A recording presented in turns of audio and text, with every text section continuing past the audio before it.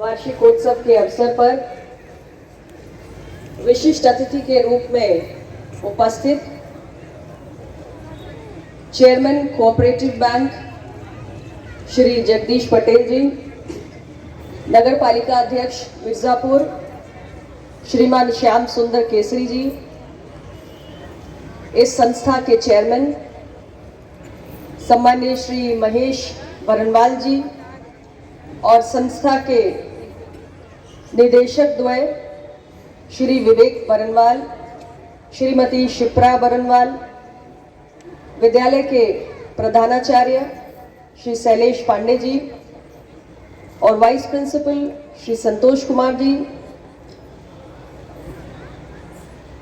और मेरे साथ यहाँ चलकर आए हमारे अपना दल के जिलाध्यक्ष श्री रामलौटन जी, बीजेपी के जिला महामंत्री श्री हरिशंकर जी, श्री राजेंद्र प्रसाद पटेल जी, भारतीय जनता पार्टी के वरिष्ठ नेता श्री जानवी तिवारी जी, श्री राजकुमार पटेल जी, श्री सुजीत मोदनवाल, इस विद्यालय के सभी टीचर्स और यहाँ पर उपस्थित सभी हमारे मीडिया के साथी, सभी अभिभावकगण और यहाँ पर शिक्षा प्राप्त कर रहे सभी विद्यार्थी, सबसे पहले मैं पूरे विद्यालय परिवार को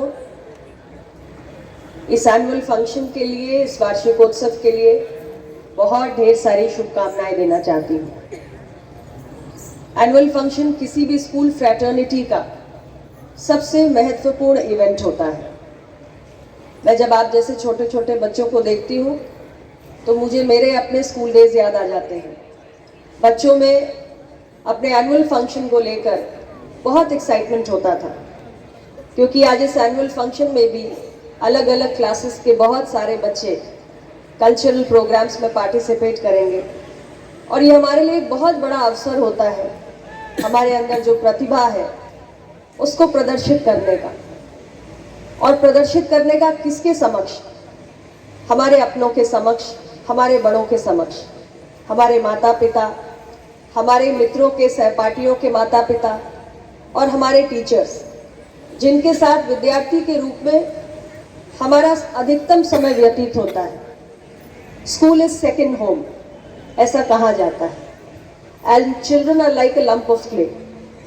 तो घर के बाद स्कूल में जब बच्चे आते हैं तो ऐसी कच्ची मिट्टी की तरह होते हैं जिसे एक बेहतरीन स्वरूप, एक बेहतरीन आकार देने में जितनी बड़ी भूमिका घर की होती है, परिवार की होती है, माता पिता की होती है, बड़े बुजुर्गों की होती है, उससे भी कहीं अधिक मुझे लगता है महत्वपूर्ण भूमिका विद्यालय में टीचर्स की होती है, शिक्षकों की होती है। और इसलिए आपके इस सेकंड होम में जब सबसे बड़ा फेस्टिवल, सबसे बड़ा उत्सव है, तो आप बच्चों के लिए एक बहुत बड़ा उत्साह का विषय भी है।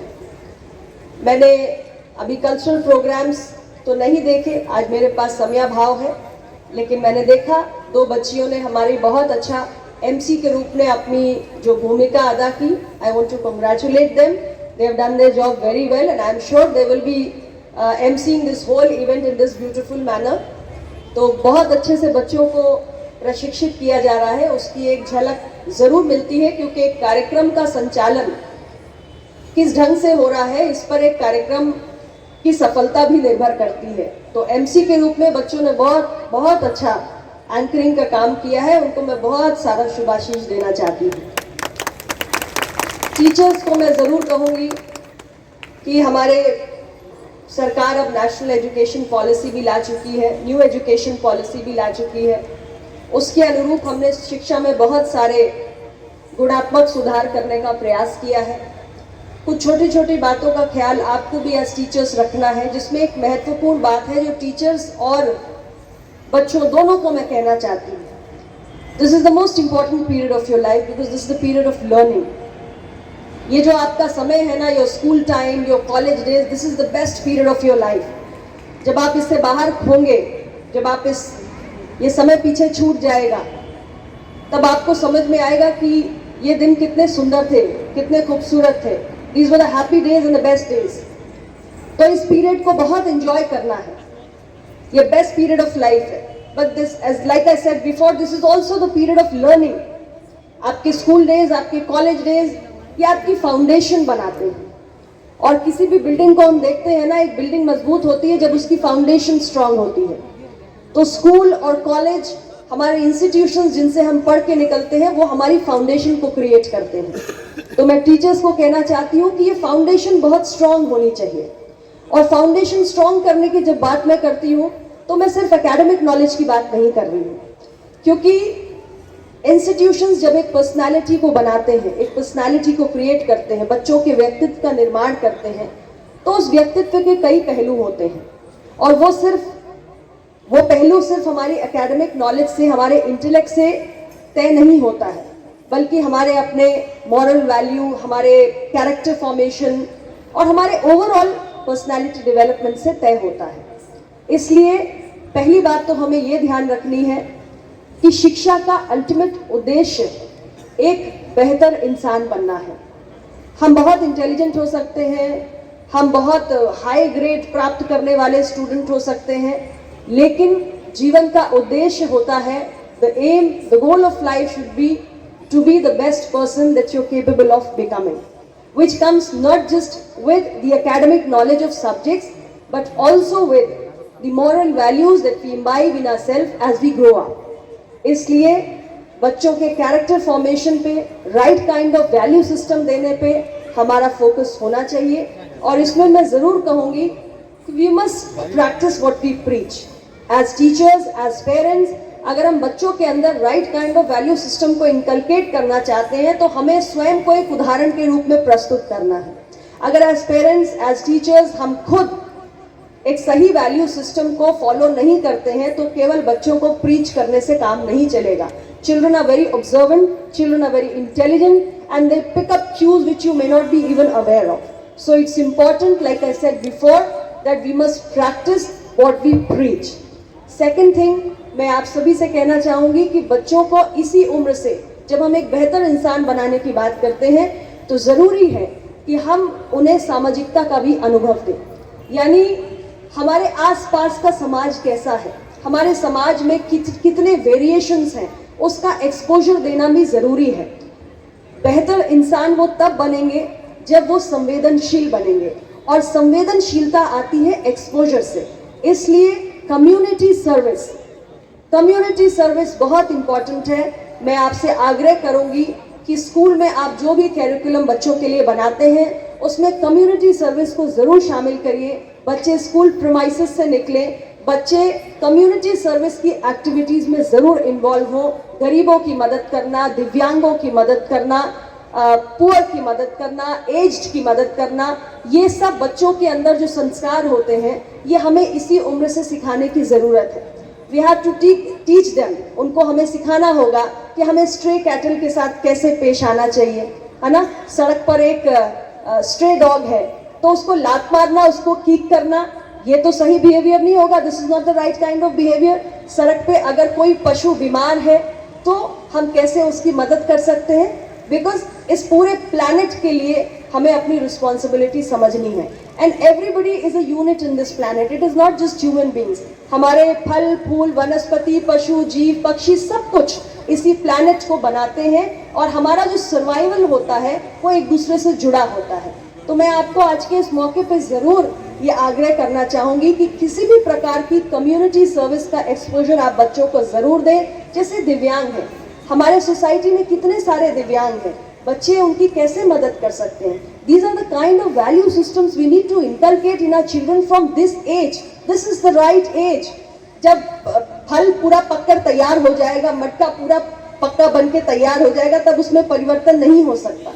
सही जो समय होता है, तो यही समय है, सही समय है। प्रधानमंत्री जी कहते हैं यही समय है, सही समय है। For children, I would say this is the time and this is the right time. This is the right age to inculcate the right kind of value systems. So please do it. Second thing I want to say to all the teachers and parents and children also collectively, आपको अपनी ये जो पढ़ाई की, शिक्षा की जो process है, लर्निंग की जो प्रोसेस है, उसको एंजॉय करना है। शिक्षा, किताबें, सब्जेक्ट्स ये बोझ नहीं होता।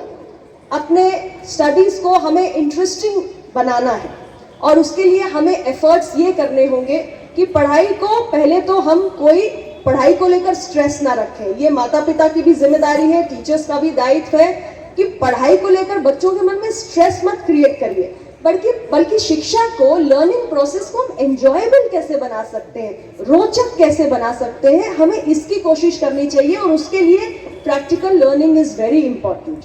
उसके लिए जरूरी है कि रोट लर्निंग समझते हैं ना, बच्चों की आदत होती है रट्टे लगा लो, हर चीज रट लो, हर चीज याद कर लो। No, that is not the right way to learn. Memory based learning को हमें बढ़ावा नहीं देना है, हमें समझ को, अंडरस्टैंडिंग को विकसित करना है, अंडरस्टैंडिंग को डेवलप करना है।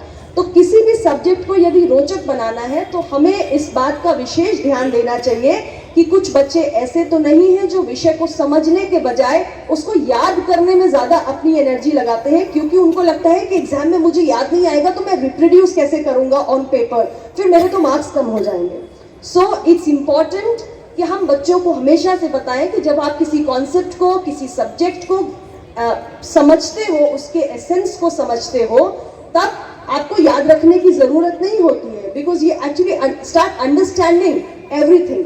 तो इसलिए रोट लर्निंग को बढ़ावा मत दीजिए, please encourage questioning. As teachers जब आप 30 मिनट्स, 40 मिनट्स, 50 मिनट्स का जो भी लेक्चर लेते हैं, तो आप किसी भी सब्जेक्ट को, किसी भी इशू को, किसी भी टॉपिक को जब पढ़ाते हैं, उसके बाद आपको बच्चों के क्वेश्चनिंग को बहुत एनकरेज करना चाहिए। बच्चे जितना सवाल पूछेंगे यानी कि वो उतना ज्यादा उस विषय को समझने की कोशिश कर रहे हैं। The more they question, the better they understand, and we have to focus on